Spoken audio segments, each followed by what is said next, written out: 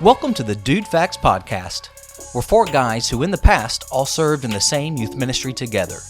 Now, more than 10 years later, 10 years older, but not really 10 years more mature, we felt it was time to join forces once again. So now we create weekly podcasts dealing with pop culture, ministry, and church life, and mixed all throughout is a healthy dose of the humor you would only expect from old youth pastors. So if you love Jesus, the local church, and laughter, you're going to fit right in. We encourage you to sit back, relax, grab an ice cold Dr. Pepper, and enjoy this week's episode of the DudeFax podcast. Hey friends, welcome to episode 60 of the DudeFax podcast. That's right, we are 6 decades worth of podcast old. Yeah, that's, if you're just counting like years. Yeah, if you watch one podcast a year. A year, it'd be 60 years old. Okay.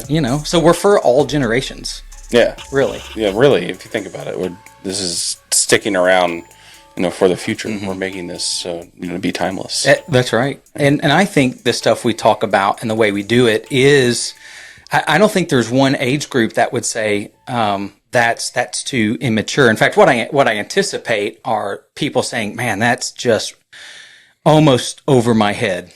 It's so intelligent.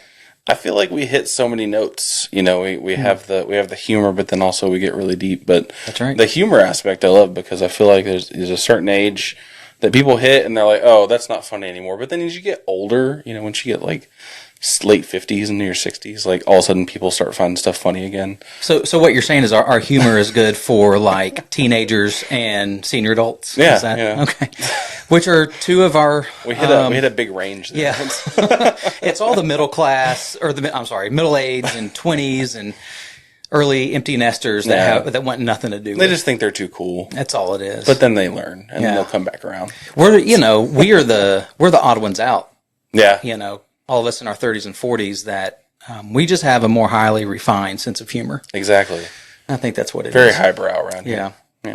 So you may be wondering why you just hear Ryan and I talking, and that's because it's just Ryan and I in the studio. This evening, Jeff may call in at some point. In fact, I was supposed to send him a message saying we're on. Let's see. Let me just do it real quick. Hey, Jeff. We're recording.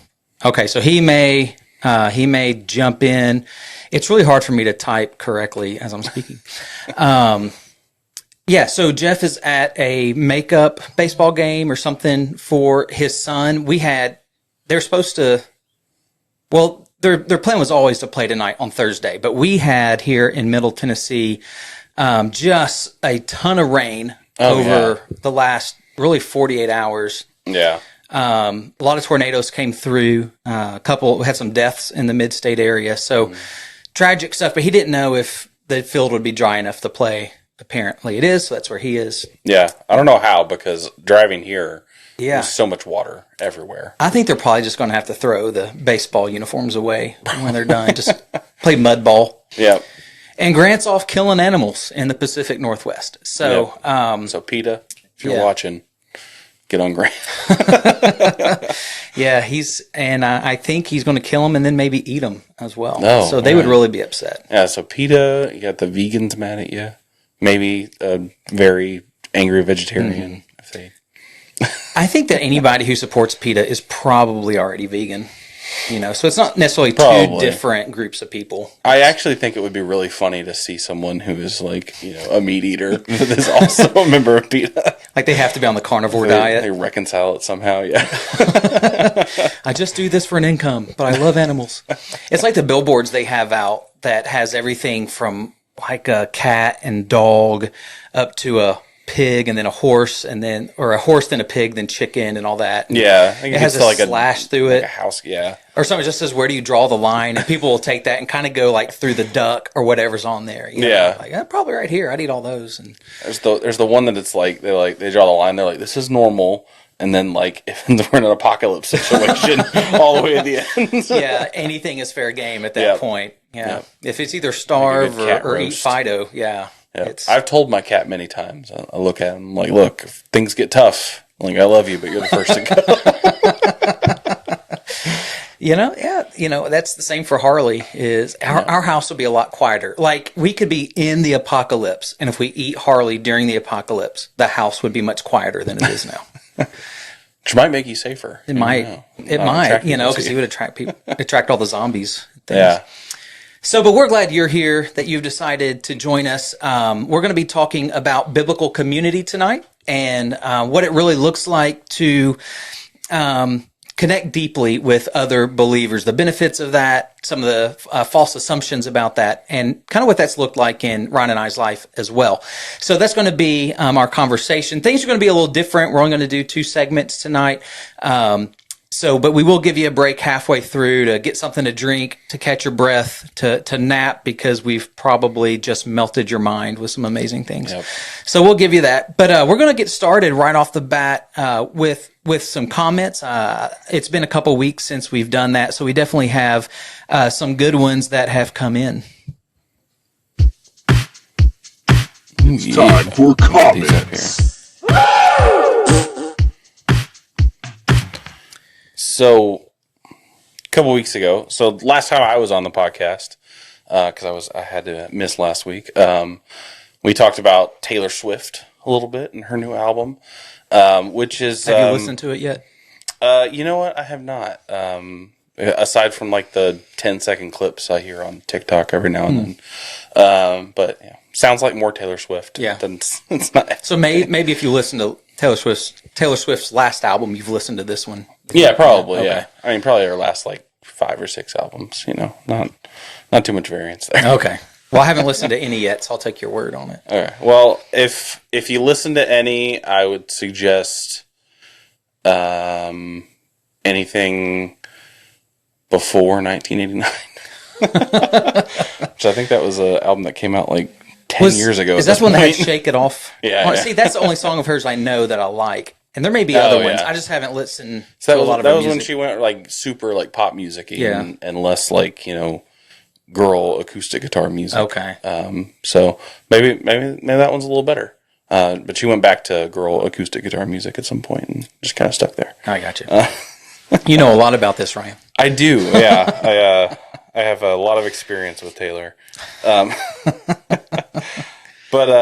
So we put a video on TikTok and talking about it, and I think Jeff was talking about how he didn't really like her music and said that that she's not a great songwriter, and that we kind of joked about that a little bit with the new album.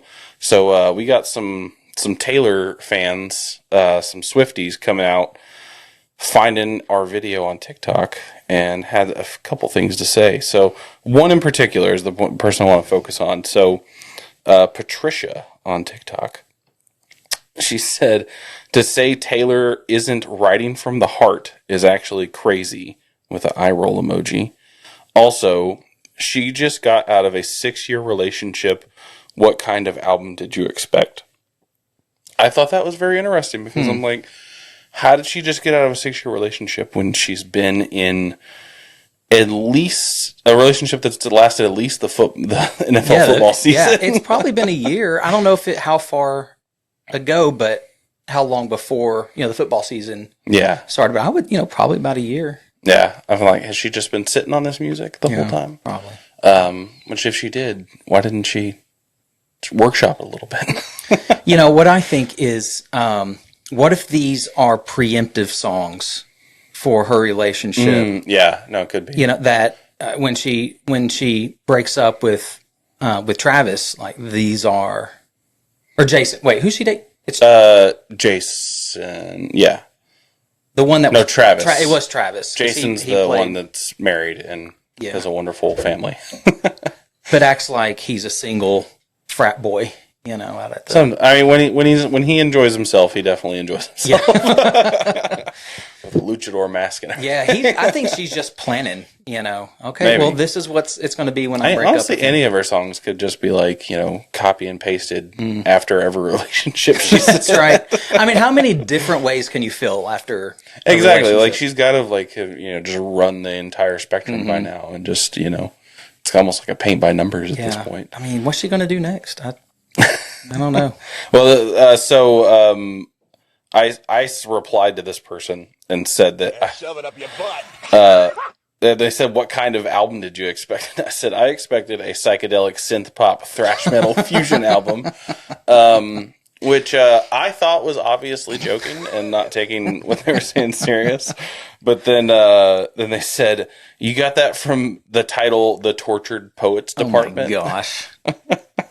Which, by the way, Tortured Poets Department, I love literature and reading and like different things, and so like there's a lot of things that I like that a lot of people find pretentious. Mm-hmm. That title is one of the most pretentious things I've ever heard. Yeah. In my life. Because she's calling herself a poet. Yeah, and then she's tortured. Yeah, because she had her 10th, 11th. I don't know how many relationships she's been in. At some point you realize there's a common denominator in all of these relationships that have ended that have been. Wait, what was the word? The what poet? The Tortured Poets Department. Yeah, there's one person who has brought the torture in all of these relationships. Yeah. And it's probably not the guy because it's been like 10 different guys. Well, it's probably the music. That's it. They're like, do we have to listen to your album again? This is terrible. Yep. No, exactly. No, I think my favorite thing about Swifties, and I hope that we post this and get more interaction from Swifties, because we didn't get enough, in my opinion, because normally they really come out for people who say things about Taylor. Bring it on. I really want them to not get the joke and just come after us with all they've got. Apparently they don't get the jokes. No, they don't understand sarcasm and humor very well. Do you think that maybe the people who are really drawn to Taylor Swift music and defend it are also people who feel like they are tortured poets, and so they just sit around crying all the time and they can't seem to get past like the false reality that they have created, that everything is just serious and tragic? And it's pretty telling that her fan base, regardless of what time frame we're looking at, her fan base tends to be mostly of a younger demographic. Mm-hmm. And as someone who was once young, when you are a teenager, like early 20s, you make everything way more serious than it actually is. It's true. Yeah. And think about things way too much. So I think that says a lot about the type of music she writes. Enough said.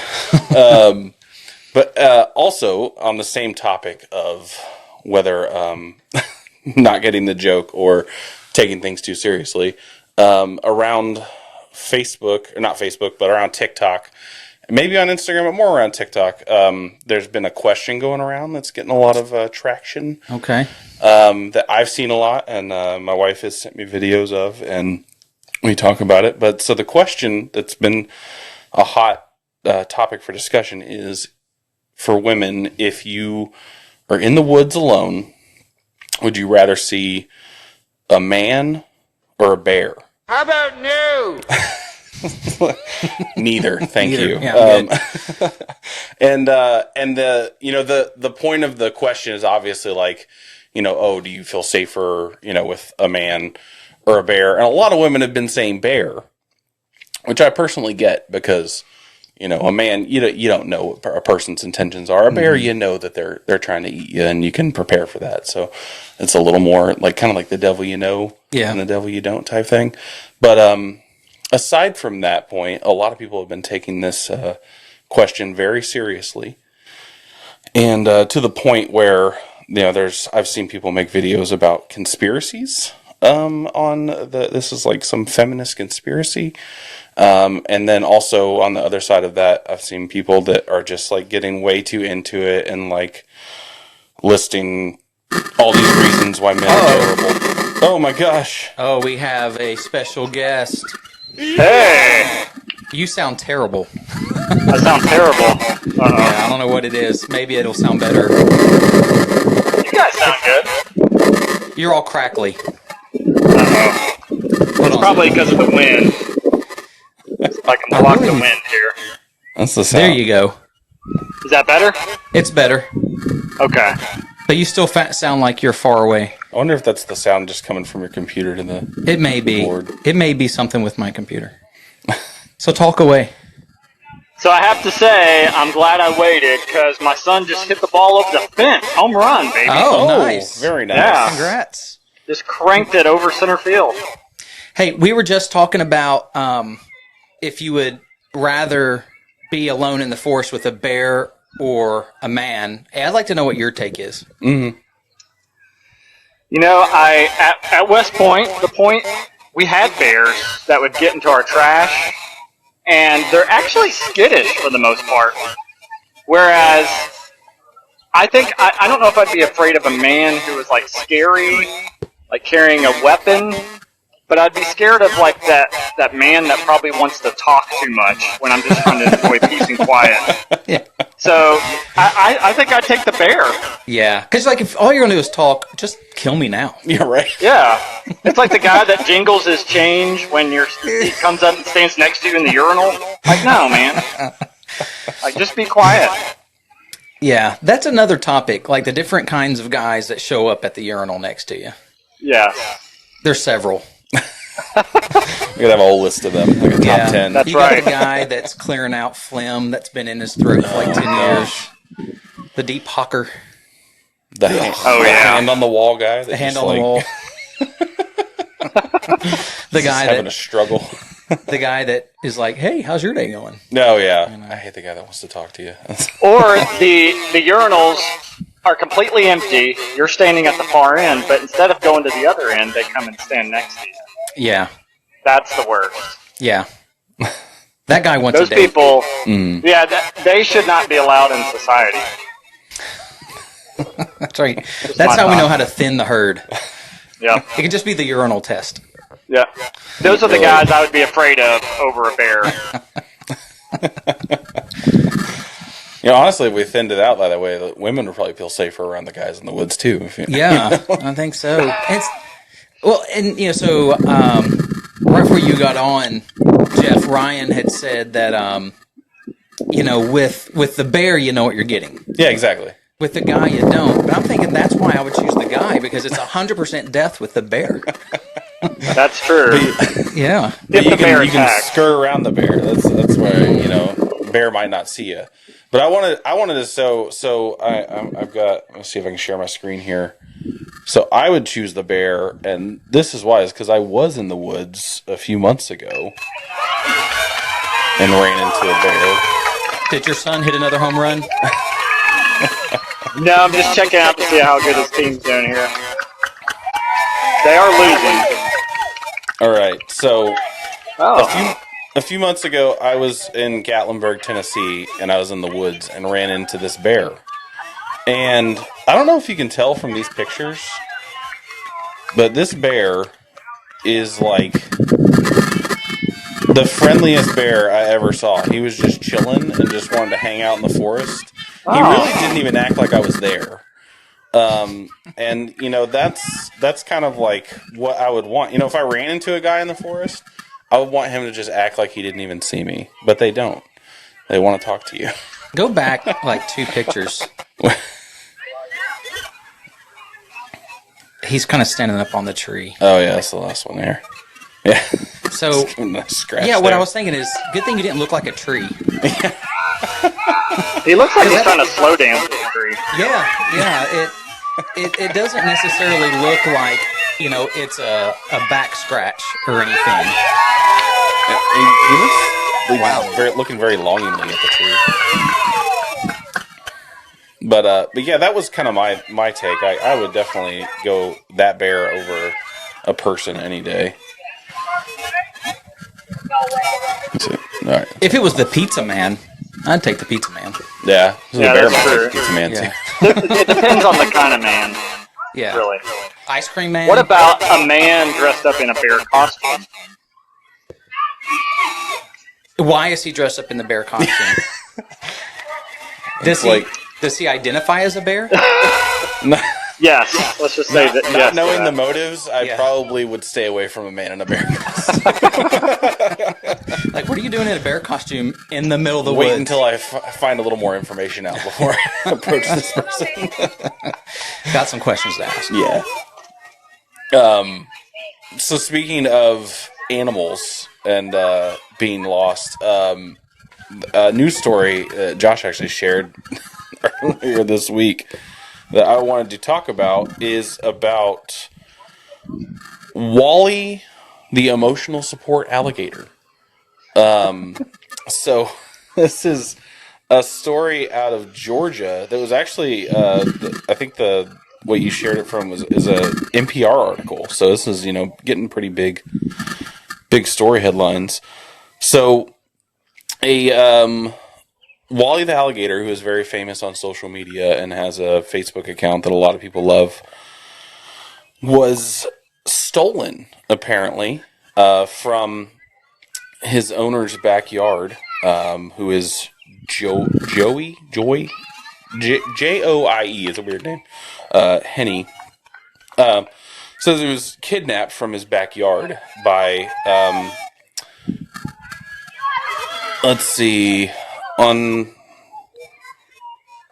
read what the Facebook account said. So the Facebook account said Wally was stolen by some jerk who likes to drop alligators off into someone's yard to terrorize them. Which I thought was just a really funny. This is what the Joey's saying. Yeah, this is what the owner is saying about it, and then so I guess that the person stole the alligator, dropped it off in someone's yard, and then the Department of Natural Resources was called to come in and trap it, and then they took it and dropped it off in a swamp with about 20 other alligators the same day. So this person lost their emotional support alligator.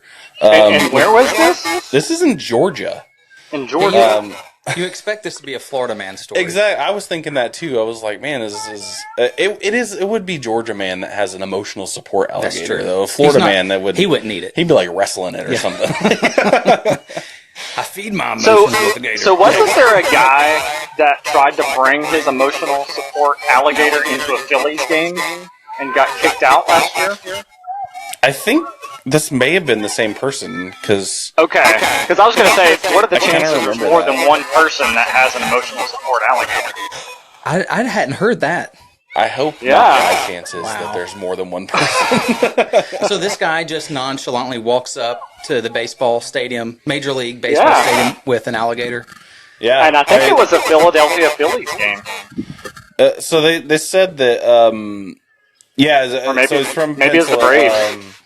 His Facebook is filled with pictures from around Pennsylvania, visiting nursing homes and splashing around in Philadelphia's Love Park Fountain, and meeting the mayor. Met the mayor. So apparently a pretty famous alligator. So the alligator met the mayor. Yeah. I wonder if he got the key to the city.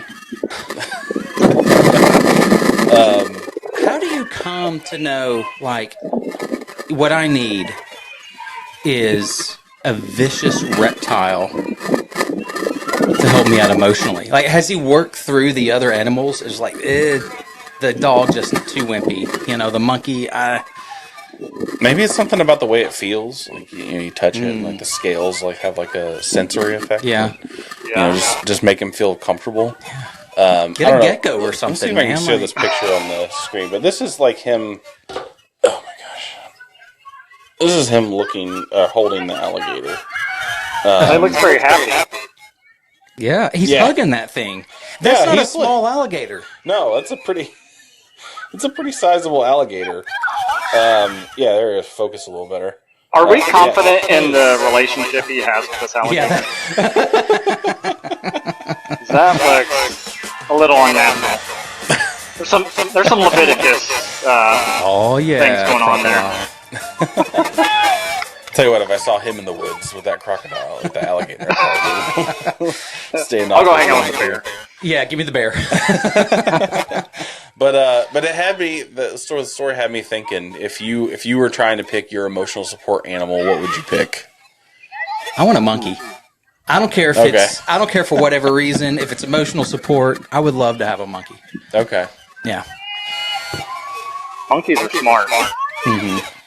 So they could probably help you out with chores around That's the what I'm house. thinking. Yeah, that's what I'm thinking. Like, you can train them to like clean the toilets and That just mow makes the me yard. think of was it Michael Jackson had his pet chimpanzee Bubbles? Yeah. Be like that. Sweet. Give him a hat and a cigar. Yeah, you can play the bass guitar. I mean, all that. Yeah, The drums. It's like more functional. He offers more than just support. Yeah, It's like, that's right. Just like It's a bro. useful. Yeah. I was thinking a emotional support goldfish. Mainly because they're I feel like they'd be really good at being supportive because they forget every 3 seconds. So like, something's always new for them. So it's like they're hearing your problems for the first time. Yeah. You could stroke it, pet it. Yeah. I think I would go bald eagle just to have it perch on my shoulder. Yeah. Nice and I mean, it could probably American claw there. me to death when I'm not looking, but We found a really good sound clip here for America. oh yeah. In double, you could get the bald eagle to it can catch wildlife or rodents. For Yeah. you. Then you can eat its eggs Ooh, yeah. and have a That would be a heck of an omelet. yeah. The United States government might have something to say. They might. Yeah. If I eat the egg, it'll be like Nacho Libre. Well, thinking back on that, I might go for a pig because they're smart. They're like the small ones. But if I do need to feed my emotions, I really like bacon. Yeah. Well, we were talking about the where do you stop eating? Yeah. Where do you draw the line? If an apocalypse situation comes up and you have an emotional support pig, you got bacon. You're gonna eat good. You got pork ham. jowls. You got fatback. So many food options. Sausage. Make some pork butts. Some That's pulled right. pork. Pork rinds. You're gonna eat good. Oh yeah. You will be the house that everybody else wants to fight their way into and kill you for your food. They'll be smelling it from a mile away.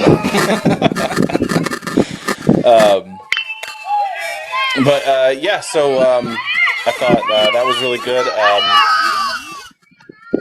Jeff, it sounds like that game is getting really intense.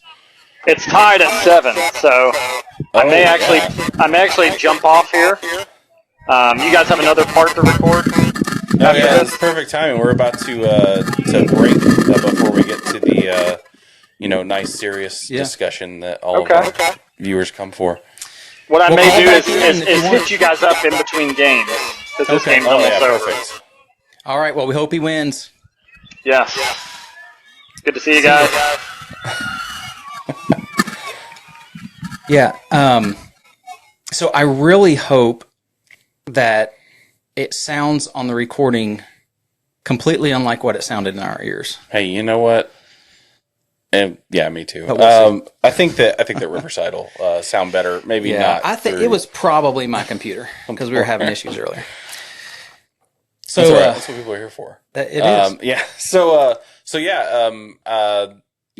If you would like to stick around, we're going to be talking about Christian fellowship and what that means here in our part 2. So come back, join us. We'll be sitting here chatting. Forgot that music and started playing those. Play this for your cat. I love Next it. time you tell him you're going to eat them.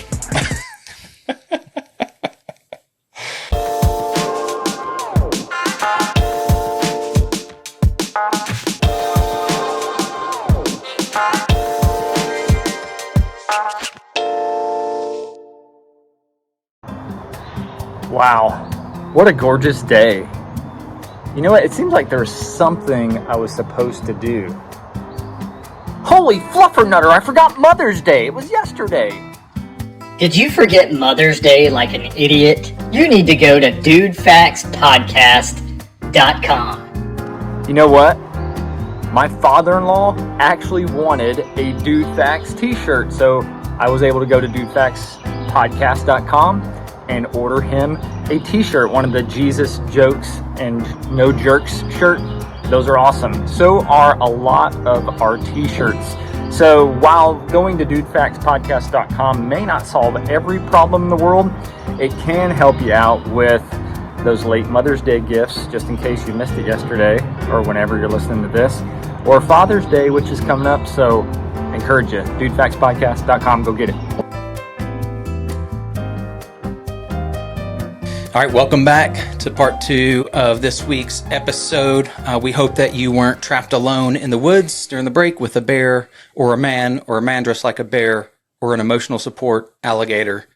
I hope you had your emotional support alligator. Yeah. It sounds like a stressful situation. You know, that's probably what all these, I don't know if I want to say women. Okay, I'm not saying women. That's probably what everybody needs if they're going into the woods and they're worried about coming across a bear or a man. It's an emotional support alligator. Yeah. That'll get you by. And you get even an even bigger one than the one we saw the picture. Mm-hmm. That thing will defend you. If you wore it like a boa around you, like perfect. you would be styling. Just kind of like draped, yeah. Yeah. So you look good and you're fierce. And feed it neither raw of those chickens every now and then. Yeah. Or the man. Yeah. Feed it the man if you... Yep. All right. There, we solved your problem, TikTok. Boom. So we're talking about fellowship, Christian community in this next section.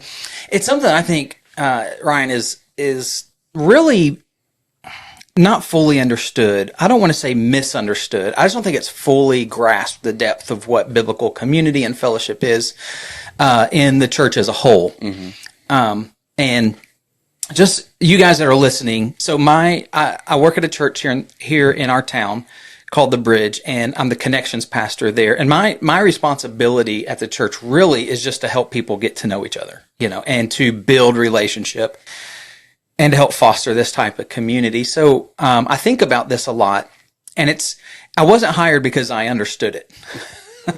I was hired because I'm a friend of the pastor, and he's like, "Well, could you do this?"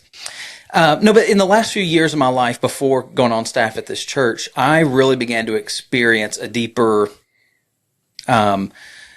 engagement in fellowship and relationship and community. Those are all buzzwords in the church, but just that depth of what it might mean to be a part of the body of Christ in new ways. And that's not why I was hired. I'm just thinking like God has maybe put me in situations, and then he's put me in a place where I can share some of what I've learned. Yeah. So I'm sorry, I may ramble a lot in this. No, section, by all means. Yeah. But cut me off. But I thought it might be just interesting to start with hitting the record button and sharing some of our experiences growing up, because I'm pretty certain we were kind of taught, hey, we do fellowship. That's a part of what we do. But I know as a kid, tell me if your experience was the same. Like growing up in a Baptist church, we were at everything. And every now and then we would have church fellowships. Yeah. It seemed like once a month. Yeah, about that. And it was always just kind of like an opportunity to eat a lot of food. Oh, yeah. Almost every time. Yeah. Deviled eggs, little smokies, and barbecue sauce. Yeah. And, or somebody's like, Jell-O that has marshmallows and pineapple in it. Like that Watergate salad. Weird concoctions. Yeah. Always good. Things that are really dessert, but pass for, a side. Oh, yeah. But so I had that thought just in me growing up, even, I don't know when it passed, but just, fellowship is we get together and eat. And that is a part of it, I think. We can talk about that. But for me growing up, fellowship was a place and not so much a thing. Right, yeah. I don't know about your church, but we had like the fellowship hall. Yeah. And I was like, oh, this is it's where we fellowship. That's it occurs here over homemade macaroni and cheese. That's where you shove the youth off when you don't want to hear their loud rock music. That's right. You can have youth group, fellowship hall, or the basement. Yeah, exactly. First church I served in, both of those were the same thing.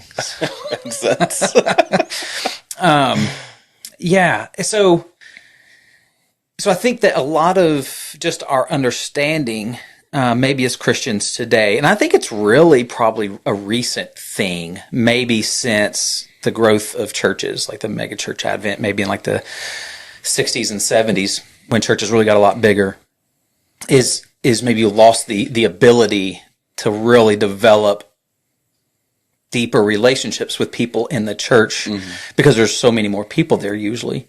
So it became programmed. Well, we need to do things to get people together. Oh yeah. Right. So let's have a potluck. Let's have a picnic. And anytime the church plans something like that, no matter what it is, you get those three words, right? Food, fun, and fellowship. Yep. That's the trinity of a Baptist event. Right Oh there. yeah. Food, fun. There never really was a ton of fun, or maybe even fellowship, for that matter. So you experienced that, as well, for sure. I grew up in a small Southern Baptist church. I'm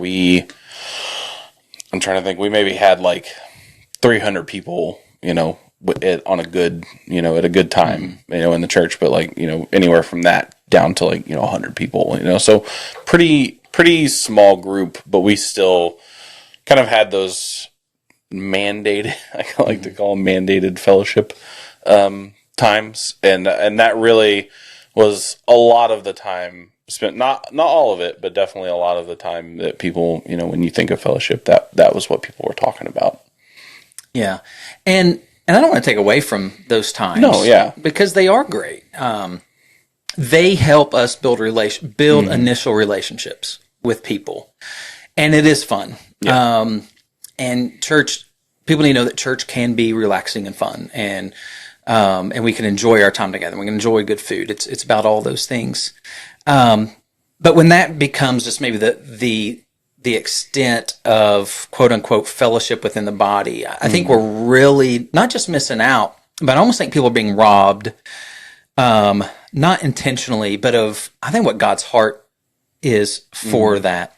And so that's what we want to talk about this evening, is just what is biblical community. So in biblical fellowship. So what we mean by the word biblical is like, what does the Bible teach that this should look like within our local church body? So just a few things to set the stage here.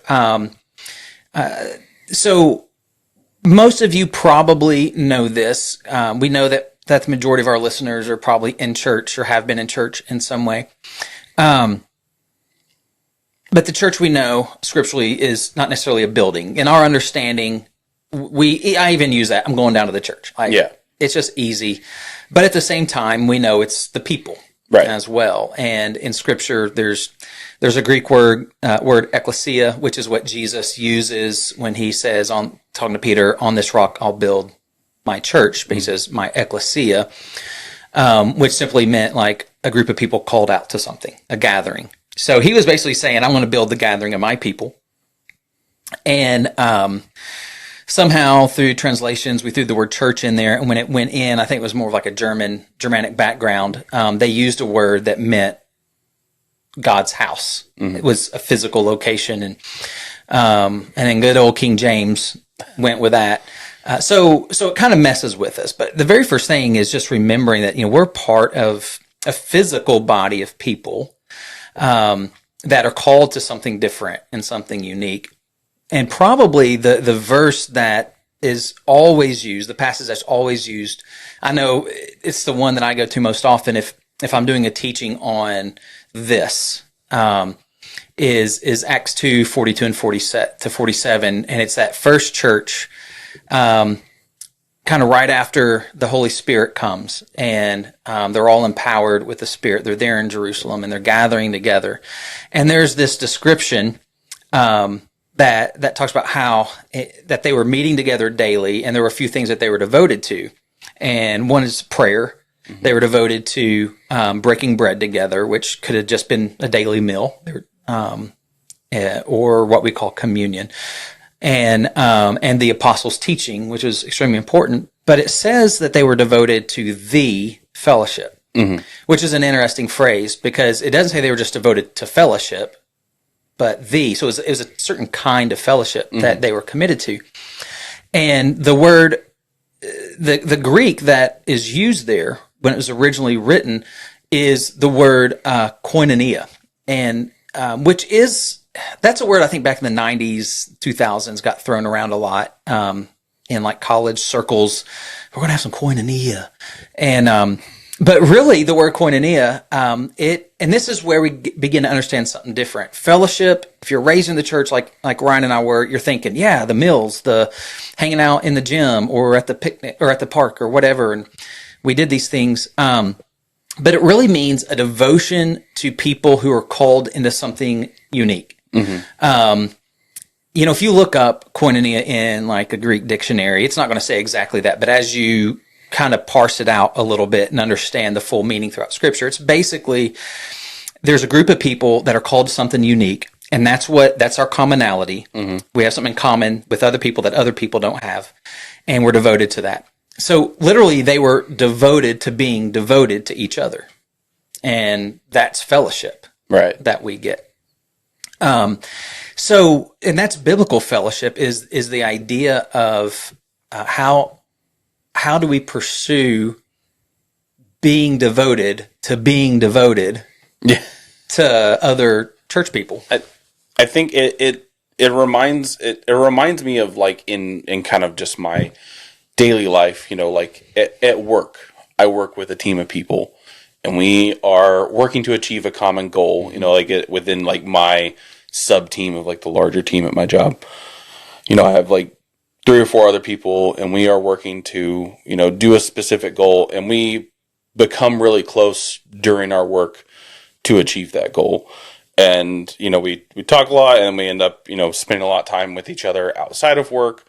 And a lot of our discussion and kind of our relationship kind of centers around that. And I think when I think of, kind of having fellowship with other believers, that's the kind of the relationship I think of, where it's that, hey, we are all believers and we all have this commonality in our passion for Jesus Christ and, wanting to be discipled and to disciple others. And that commonality is what brings us together, and we come together around that. And it's kind of and when that impacts more of your life than just going to church once or twice a week, I think that's when we truly start to experience that true fellowship with other believers.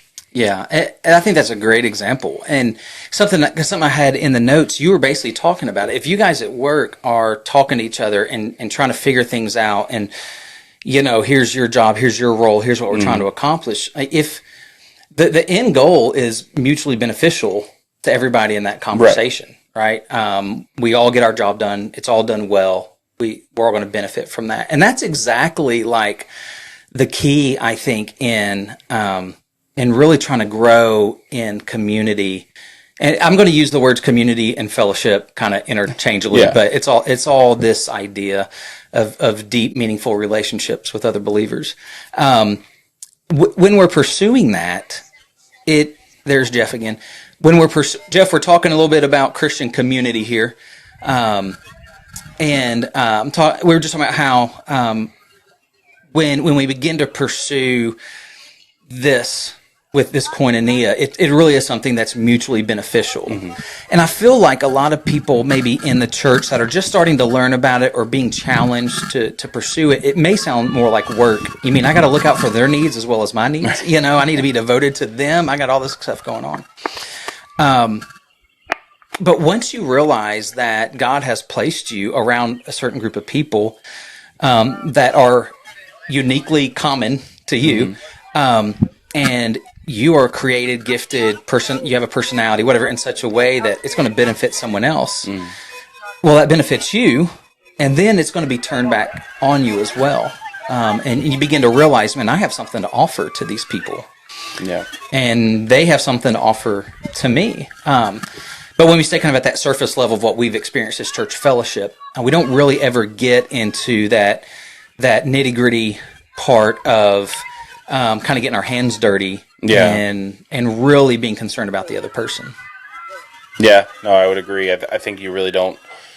It's a part of it is like, not just living as Christians, but living together and doing, our lives together as a community.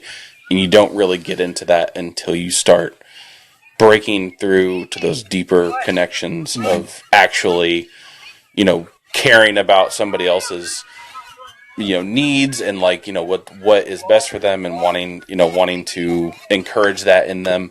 I feel like that's that you don't, when you're just worrying about, every third Sunday we do a potluck at the church, and that's when we spend time together and hang out or whatever. I feel like you're not breaking through that into those deeper moments by just doing those kind of surface level fellowships. Yeah.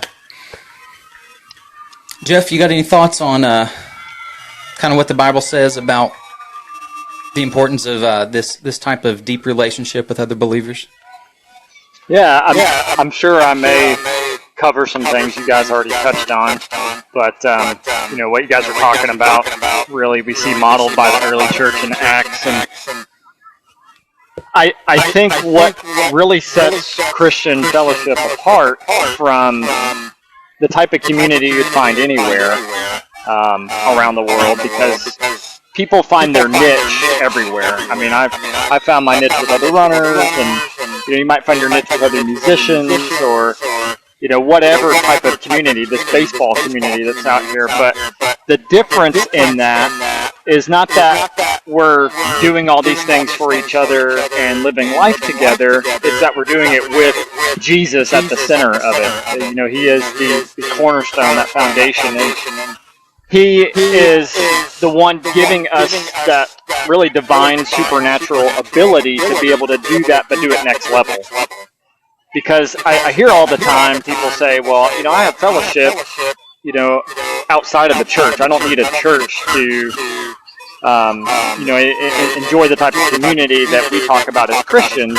It's like, well, that's true. You can find that fellowship, but without Christ as a key ingredient to really be at the center of that, you're missing that power.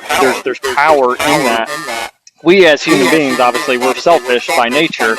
And so while we can do a lot of great things in the flesh, it's never going to live up to what it can be without Christ being in the middle of that. And I know you guys have experienced it, and so have I. There's something different about it. Yeah. And being able to have that true, genuine connection with other believers, it blows away anything that you get mimicked in the world through whatever. Yeah, I'm glad you mentioned kind of that comparison between, fellowship, whatever that is, with other people. Because you do have, we're talking about how koinonia is, when you kind of boil that word down, it's basically you're devoted to people who are unique in the same way you're unique. And so right now you're talking about, did your son win his game? So they tied. Get that. Oh. What? There was no, face-off or anything? It was like a controversial tie, too. I can get into that later. But, okay. Yeah, they ran over the amount of time, and then there was some discrepancy on the rules, and they just called it a tie. So not a lot of koinonia between the parents and the ref? No, there was a lot of cursing-nia going on. Speaking in tongues, huh? Yep. Yeah, I think so. I'm glad that you brought up just that idea of the difference, because I've got friends that aren't in the church, aren't believers. I've got a neighbor next door that he would do anything for me, and I for him as well. But there is a limit to what I would take to him as far as need. Like if there's a physical need or emotional, maybe not even that, but he's helped me learn some things and he's helped me repair some things. But if I'm dealing with something spiritual, pretty awesome, and emotional, I'm not going to go to him. Right. And if I do go to him, I can't necessarily trust what he would tell me. He's a the Calvinists will get angry when I say this. He's a good guy. He's got a good heart, but he's not a follower of Jesus. Mm-hmm. And so his desire for me is not spiritual growth at the end of the day. So yeah, we're only going to go so far in those kinds of relationships. Yeah. And there's things that fellowship within the church is designed for, that when it's empowered by the Holy Spirit, you see amazing things happen. I was thinking earlier as I was just planning for us to talk about this, about when the night before Jesus dies, he goes into this prayer, and they're in front of his disciples, over them, I guess, and he prays for them. And then there's a section where he prays for all future followers of him, the future disciples. And in that, in John 17:23, he says, as he's talking to the Father, he says, I have given them, us, that are following him now, I've given them the glory that you gave me, that they may be one, as we are one, in them and you and me. May they be brought to complete unity to let the world know that you sent me and have loved them, even as you have loved me. There's an amazing statement there that Jesus is one praying that people within the church would have this unity, this oneness that matches the oneness that the Trinity has, that Jesus and his Father have. And I mean, we can't even really fathom what that means and what that looks like, but we've been empowered for that.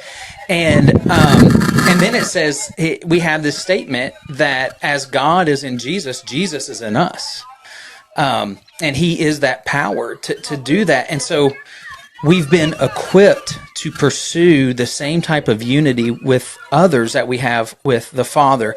And that unity, if you think about the unity that they had, it's not the unity as, well, I disagree, but I'm going to have patience with you, or I don't necessarily like hanging around with you, but I'm not going to say anything bad about you or whatever.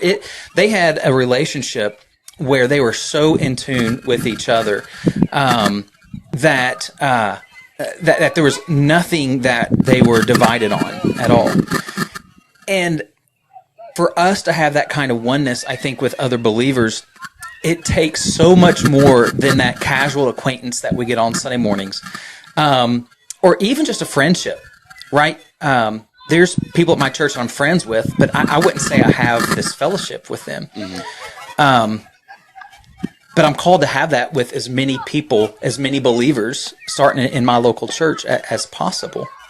And so there's got to be something more than the monthly or the quarterly get-togethers or whatever. It's got to be very, like a very personal type of thing, and a devotion, as we hear in Acts 2. They were devoted to this. It was that valuable in their life. And I think it's something that is. Oh, go ahead, Jeff. I was just going to say, I'm going to actually bounce off of here, but God has not called us to do the Christian life alone. Yeah. There's a reason why God, makes creation to walk with other creation, because he knows it's part of us. There's a purpose in it, and that's how we most glorify him. And I want to say I appreciate the koinonia I have with you guys. And I genuinely miss being with you guys tonight, even though I'm having a blast watching my son. But thank you guys. I'm going to bounce off of here. I'm still going to be on here so that the rest of this recording will pick up. All right, man. See you, Jeff. See you guys. Yeah, not meant to do life on our own. Yeah, no, for sure.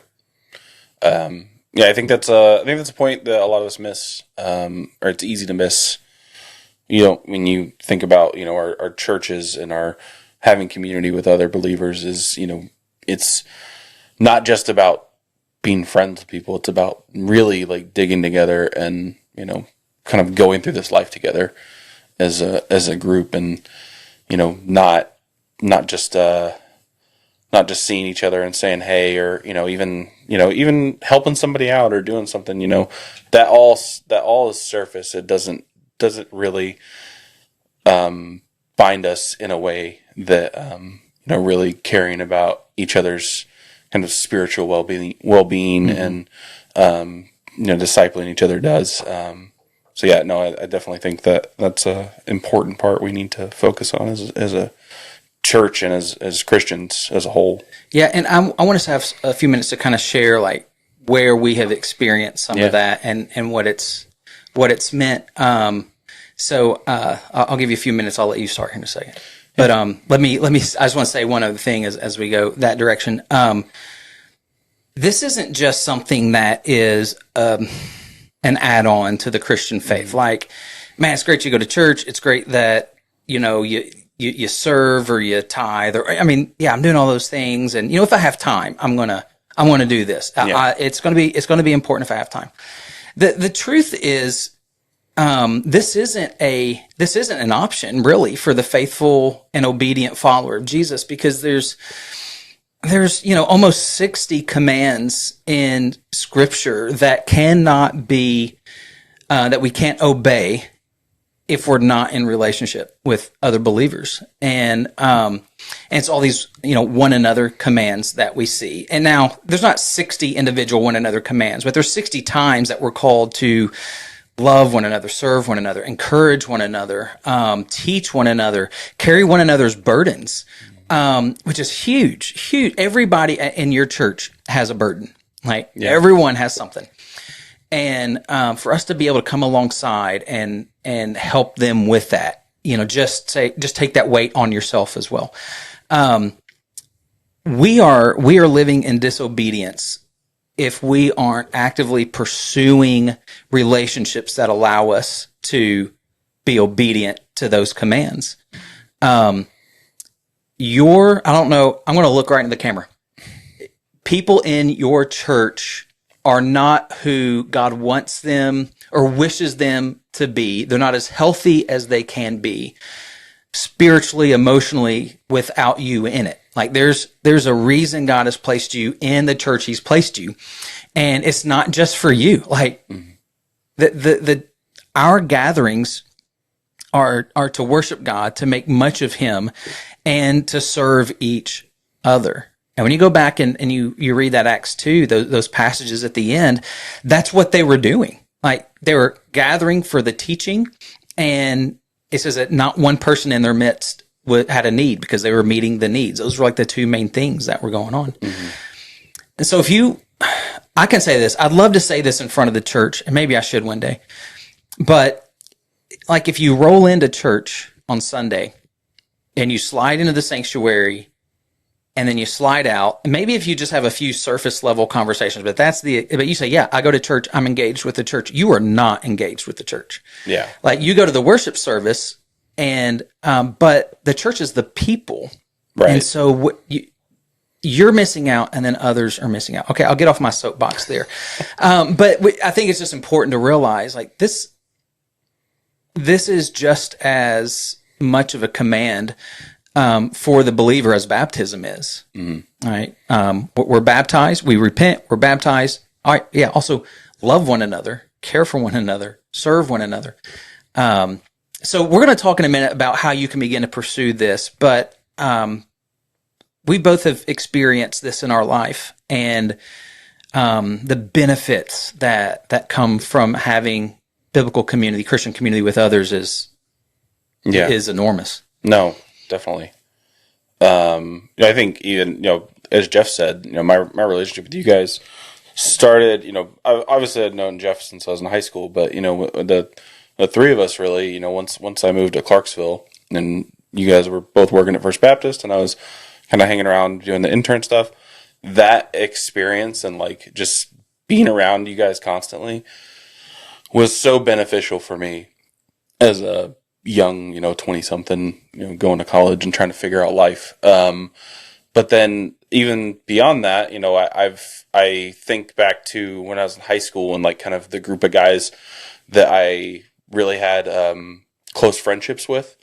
And then even later on in college and now I've got groups of guys that we have a closeness that we get together, and the conversations we have and the things we talk about, and the way we're there for each other is on such a deeper connection than just a normal friendship, talk to each other every now and then type thing. And there's ways that we challenge each other and that we are there for each other when in times of need and things like that. And then in my church growing up, I think of as being a kid, whether it's, middle school, high school, even younger. I grew up in a small enough church that we were able to really have a community in some certain ways. And I think of a lot of the adults in my church that when I was growing up, I felt like they took a conscious choice and took the time to care about me and care about my spiritual well-being and how I'm doing. And it wasn't just we say hi on Sunday mornings, or we go help mow the old lady's grass or something like that. It was constant talking to them, and they knew what was going on in my life, and they were like, kind of this like extra structure in my life that I wouldn't have had otherwise without being a part of the church and growing up in that environment that really benefited my early discipleship and my early walk in my faith. When I think of community and I think of having that true connection with a body of believers that is a common goal, those are the things that come to my mind and the things that really help shape me into the person that I am today and continue to. Yeah. And, since you've received it, been a part of it, I mean, that's part of like your pursuit even now. And we have it, like Jeff was saying, like even within this group, we've told our story some as a podcast, and, Jeff and Grant and Ryan and I have had an ongoing Facebook Messenger chat or text chat group for, like 13 years or so. And we share life together. We pray for each other. And by share life, we share things that are going on. And none of us until now have really lived that close together since we were all serving at the church. And, of course, Grant is still across the country, but it doesn't limit those things. There are times that I don't think necessarily a week goes by that somebody's not saying, "Hey, can you pray about this for me?" It happens. Just recently, when my dad passed, you guys were y'all were the first people I told outside of like other family.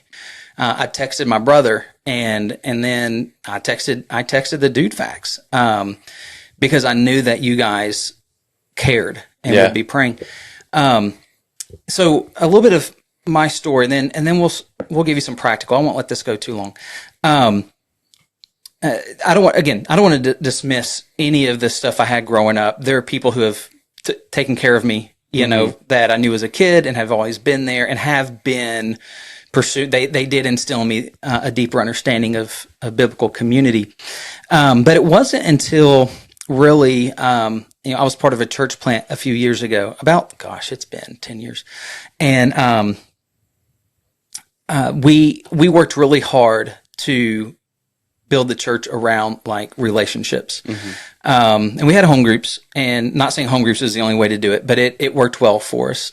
And we found ourselves really giving into that. I'm not trying to pat ourselves on the back, but we were invested into the lives of other people, and we would try to meet needs. And if there was something that came up, we would coordinate or whatever, try to get things happening. We were being honest with each other to an extent. And I didn't really know what to pursue at that point because I hadn't really ever experienced it. And fast forward several years, and I know I've talked about this, and so I'm not going to belabor it, but I was dealing with a lot of illness at some point about 4 years ago, couldn't work. And we were a single income family. So if you're not working and you're the single income person, these people from the church we had started, Community Life, the one I was a part of in Murfreesboro before I got sick, that was called Crossway. These people came out of the woodwork, and they were hearing of our need. They were sharing our need. We never missed a payment of anything. We never went without food. We even had additional food to pay, or additional money to pay all of my additional medical bills, which over 2 years totaled about $16,000 on top of what we would normally pay. Yeah. God met our need in a very real physical way. I had men that called me often to pray for me, to come and sit with me, to encourage me. And so all of those needs, and Bridget had the same on her end, all of those things were being met by people who knew me on a deeper level than just being an acquaintance. And they were stepping into those commands. They loved me. They served me. They cared for me. They carried my burdens. On and on and on. That goes. So I'm in a place now where I'm like, I want that. Like, I want more of that. And I want it for my church. I want it for the people in my church. I want them to have friends and great friends. But I want everybody in there to know a handful of other people that they can be fully known by. They get to a point where they can be honest and open and vulnerable, share their needs, share their victories, and know these are people, to put it in our term today, these are people that have your back. right? These are the people that have your back spiritually and in every other way. You know you can trust them. And if you've never experienced that, you're missing out on, I think, one of the sweetest gifts that God has given us. And he's designed Christians to be in this kind of relationship with each other. And until you're in it, you don't know what you're missing out on, right? So it's beautiful. It's valuable. I do hope that if you're listening, you will begin to question, okay, how can I step further into these? I wanted to give you guys, I've taught on this before, and I've just got a few things like I would tell. Like if you're trying to pursue this kind of community or relationship, 4 things that I would say. First one is pray for it. Pray that God will give you a hunger for it. God wants this for you. This is in line with his will. Pray that he would give you a hunger, you and others, a hunger for deeper community and relationship within your church. And then look for it. A lot of times we'll get to this point like, okay, well, how's the church going to program this for me? Right. And well, Sunday school, I don't know, or home group, I can't really, you don't have to have a program. Like, pursue this with others. If you know someone at church, just start saying, hey, we're good friends. Can we just talk? Can I share some prayer needs or some spiritual needs that I have? And you're just starting to prime that pump. What can I pray for you? And, you know, you begin to bring spiritual things into it, but you're pursuing it. You're looking for it. The next thing then is to fight for it, because what we're going to do is we're going to settle for surface relationships. They're easy. This kind of community and this kind of relationship can be messy, and it can cost time and energy. So you have to fight against that and then nurture it. And what I mean by nurture is that you begin to practice these things we've talked about, the actual meeting of needs, the one another's, the bearing of burdens. And what you're going to see happen is God change the lives of the people that you're in a relationship there. And then as they do the same things for you, because you're modeling it, your life is going to change as well. So you have to be intentional about this. It doesn't just happen. And your enemy is going to throw everything he can at you to keep you from pursuing this. I'm too busy. I don't want to be known, whatever it is. Pray for it, pursue it, fight for it, and nurture it. Anything you would add? No, I think all those are great. I think that if you're struggling to find a point to, really start a relationship like that, I would say find a place within a community, a body of believers to plug in and just start talking to people. It can be as easy as being like, hey, can we get a cup of coffee, someday this week or whatever? And then you just break the ice on getting that kind of like deeper relationship. And then as you continue to pursue that, it will come. And I think that's the easiest thing you can do is just start talking to people and really, don't just settle for being like, oh, hey, rained a lot yesterday. Like, don't settle for surface conversations. Actually want to talk to people. And I think you'll see that, return to you in those relationships. Yeah. And that first time with them or whatever, it doesn't have to be like this ordered, deep spiritual conversation. No, not at all. Yeah. You're just getting in a place where you can talk about more things. So one thing that I do, part of my job is to meet with people and to try to do that. So I'll meet with new people all the time. And I just say, hey, I'm interested in just learning about you. Like, tell me your story. Oh my gosh, people love to tell their story. Yeah. They will talk. And not everybody will reciprocate, and that's okay. Most people just like to talk about themselves. But you're then learning about who they are and what some needs might be, or kind of where they're, and you can begin to step into those things. Like, it doesn't have to be weird at all. Just, what's your life been like? Like, tell me about your family. Tell me about your upbringing. And before you get there, as Ryan said, at church, you'll probably sit next to the same people every week. Yep. Just lean over and say, if you don't know them, hey, I'm Josh. Who are you? Awesome. That's great. And, at that point, you don't even have to say, let's get coffee. Just let it ride a week. And, hey, it's good to see you. Hey, would you ever be interested in whatever? And just be intentional. Yeah. And it's not an instant thing that's going to happen. You know, it takes time and effort. You know, real relationships that have meaning take effort. Yeah. And you just have to put that. You have to do it. And if you're waiting on the other one to do it, it won't happen. Yeah, exactly. Yeah. Unless they've listened to this podcast and they've decided to finally get obedient and practice the one another's. Y'all, we love you. We filled the time. Yeah. We filled the time. We didn't know if we would get a full-on hour or so in. Yeah. Oh, we had Jeff for a good portion. We did have Jeff. If it weren't for Jeff, we'd be done by now. Well, we do want to thank you for joining. Hey, we want to encourage you to go to our website, DudeFaxPodcast.com. Look at joining our Dollop Club. You can hit the buy us a pizza button. You can learn more about that. If you join that, there's different levels. You get great swag no matter where you are. Man, we really want this message to spread. This is a ministry for us. We want God to be honored, but we want to laugh and enjoy that. You can help us do that. You can partner in with us by joining the Dollop Club or a Superfaxer level membership. Check those out. And also, until the night I think we were going through Wednesday, weren't we? I forget. You'll have to check it out. We have a shirt, a special edition shirt. It's the 931 Baby special edition DudeFax t-shirt. Right now, $20 gets you the shirt and gets it shipped to your house. That's about 2/3 of the normal price. You've got to contact us, DudeFax Podcast. No, I'm sorry. Scratch that. The Dudes at DudeFaxPodcast.com. All that information's on the website. You can see the shirt, pick your color, let us know the information. We will get that shirt ordered for you, but it's for a limited time only. Okay, so it's Monday, maybe when you're listening to this. By the end of the day, Wednesday, you got to have that information in, and we'll get that ordered. Thanks for joining us. We love you guys, and we look forward to more DudeFax greatness. Oh, Jeff, we're signing off. Right time. I actually could hear you guys. All right. You want to say bye, Jeff? Bye. Bye. Great. See y'all next time.